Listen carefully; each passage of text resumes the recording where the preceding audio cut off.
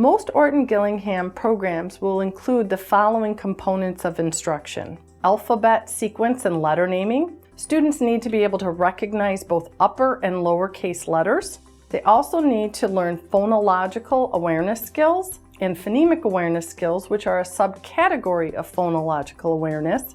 Two very important components of phonological awareness are phoneme blending and segmenting. A student needs to be able to blend sounds together in order to read. If not, you see a student go, reading a book, k-at, and they keep saying the sounds k-at, and the teacher is behind going, put it together, cat.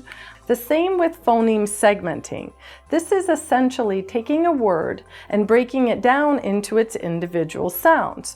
It is directly related to spelling skills. So when we go to spell the word cat, we have to break it down into k-at. Handwriting practice is also another important component of a multisensory structured language program.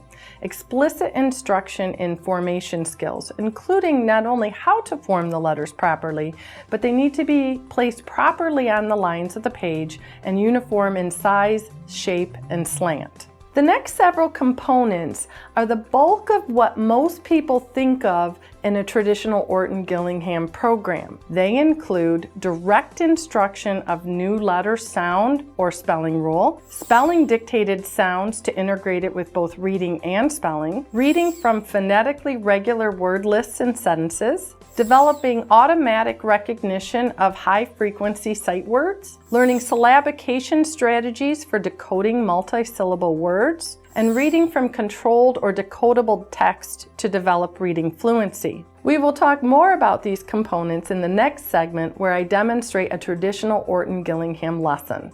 Another important component is teaching Greek and Latin roots and morphology.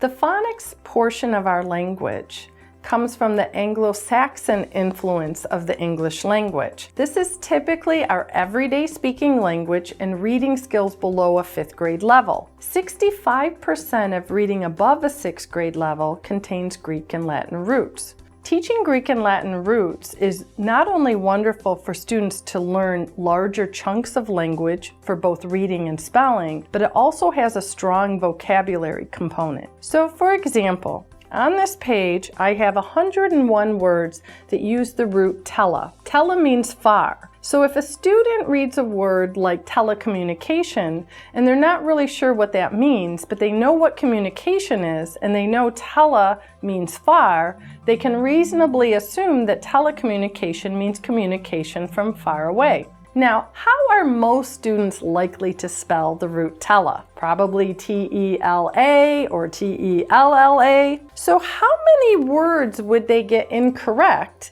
if they spelled the root T-E-L-A? Another important component in any reading program is comprehension and listening strategies. We use an approach called reciprocal teaching, which is based on 4 main strategies: questioning skills, clarifying skills, summarizing, and predicting. And what's wonderful about reciprocal teaching is that it can be used with students as low as kindergarten all the way up to 12th grade. You can use narrative text, you can use informational text. Read orally and work on comprehension strategies, or the students can read themselves. And the final component is oral language and written comprehension. We have to remember that our written language is based on our oral language. So for example, if students don't understand vocabulary through oral language, they are not likely to understand it through written language. On the same token, if a student can't express themselves well verbally,